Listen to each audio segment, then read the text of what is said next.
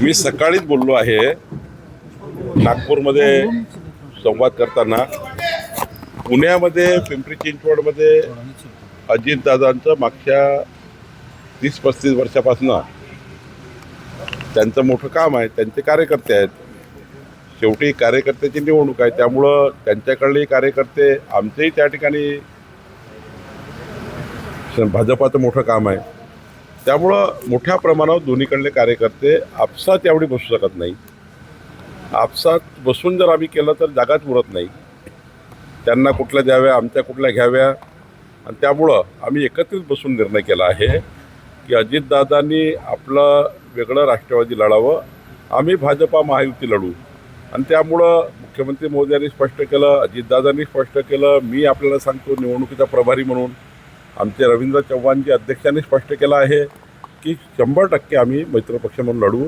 पिंपरी चिंचवड पुणेमध्ये आम्ही भाजपा महायुती लढेल आणि अजितदादा आणि त्यांना कोणाला सोबत घ्यायचं ते घेतील, पण आम्ही त्या ठिकाणी मित्रपक्ष लढणार आहोत. नवाब मलिकांशिवाय आव्हान दिले चिंचवडसाठी सर्वस्वपणाला लावू.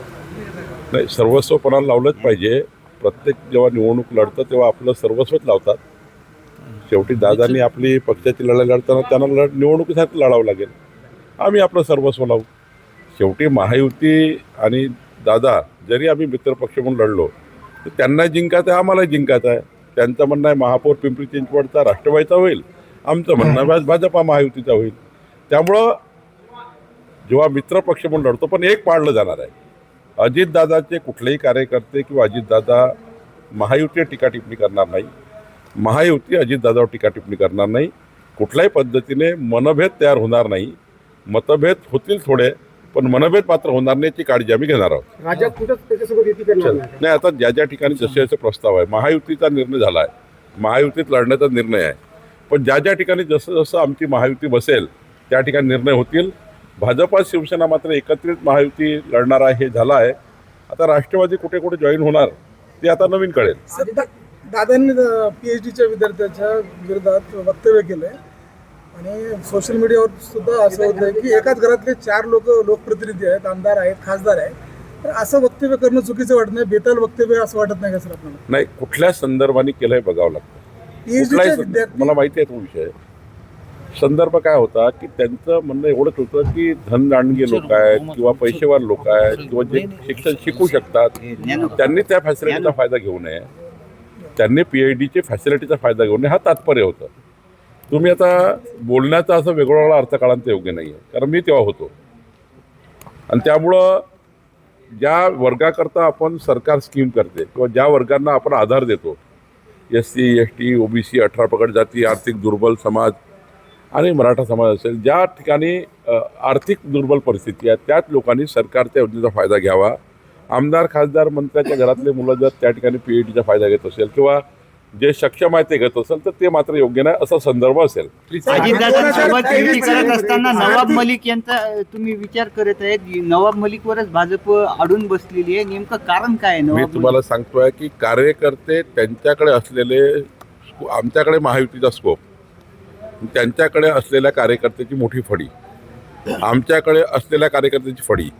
जेव्हा कमी जागेत आम्ही एकत्र बसून त्या ठिकाणी निवडणूक लढू शकत नाही. शेवटी कार्यकर्त्याला वाटतं खूप दिवसांनी निवडणूक झाली आहे, 9 वर्षांनी. मग 9 वर्षांनी निवडणूक झाल्यानंतर 2 ठिकाणी 2 टर्मची निवडणूक आहे. एक एक म्हणतं मला लढायचं आहे, मला लढायचं आहे. भाजपाचेच कार्यकर्ते त्या ठिकाणी सांभाळत नाही आहे की कोणाकोणाला तिकीट द्यायचे आहे, तर राष्ट्रवादीमध्ये कुठून त्यांचं सांभाळणार आहे. त्यामुळे त्यांना प्रत्येकाला लढायचं आहे. या निवडणुकीत प्रत्येक कार्यकर्त्याला लढायचं आहे. त्यामुळं असं नाही करता येत आपल्याला की सर्वच कार्यकर्त्यांची मुस्कटदाबी करायची. शेवटी निवडणुकीमध्ये जय पराजय होईल, पण कार्यकर्त्याची त्या ठिकाणी जेव्हा आपण निवडणूक असते तेव्हा कार्यकर्ता मजबूत करण्याकरता, कार्यकर्ता म्हणून नेता निर्माण करण्याची निवडणूक आहे. आणि त्यामुळे अशा वेळी कार्यकर्त्याला थांबवणे योग्य नाही, म्हणून त्यांनी असा निर्णय घेतला, आम्ही निर्णय घेतला. नवाब मलिक म्हणतात की भाजप बिल्डर जनता पार्टी आहे. अरे कालच मी सांगितलं, आदित्य ठाकरेजी, उद्धव ठाकरेजी यांची पार्टी सत्ता आणि पैशापासून मोठी झालेली आहे. त्यांच्याकडलं जे बिल्डर धर्जित धोरण आहे मागच्या 40 वर्षापासून महानगरपालिकेत, ते धोरण सर्वांना लावतात. ते ॲक्च्युली धोरण त्यांचं आहे, हे आमचं धोरण नाही आहे. आमचं धोरण समाजाच्या शेवटच्या व्यक्तीच्या कल्याणाकरता सरकार चालवणे हे देवेंद्र फडणवीस सरकारचं उद्दिष्ट आहे.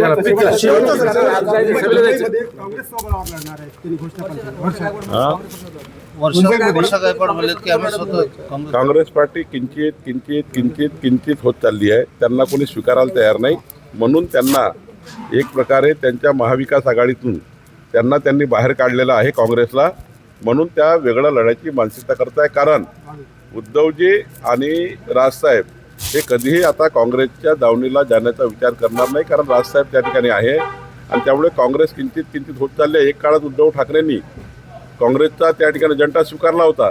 उद्धव ठाकरे वाटतं आता की काँग्रेसला स्वीकारलं म्हणून आमची पार्टी त्या ठिकाणी संपत चालली आहे. त्यांनी आता बोध घेतलेला आहे. हेमंत पाटील म्हणत आहेत की आगामी नगरपालिकेसाठी 60% जागा जी आहे ती आम्हाला देण्यात आल्या पाहिजे. कुठे? नांदेडमध्ये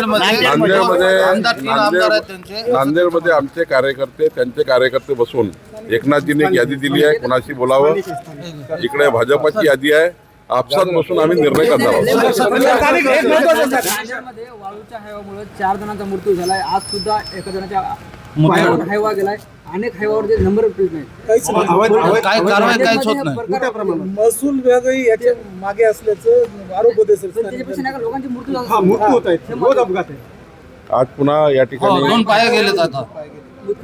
बरं, मी आजच दखल घेतो. मी जर नांदेडमध्ये आलो आहे तर मी जिल्हाधिकाऱ्याशी बोलून अवैध वाळूवर कसा अंकुश त्या ठिकाणी ठेवता येईल. आम्ही तशा खूप चांगल्या पॉलिसी केल्या आहे, पण त्यापेक्षाही जर आता अवैध प्रकारे सुरू झालं असेल किंवा तुम्ही सांगता त्यात तथ्य आहेत, तर शेवटी एखादा पत्रकार सांगतो तेव्हा त्यात तथ्य असतं आणि म्हणून याची पूर्ण मी तपासणी करीत आणि योग्य कारवाई आजच करीन.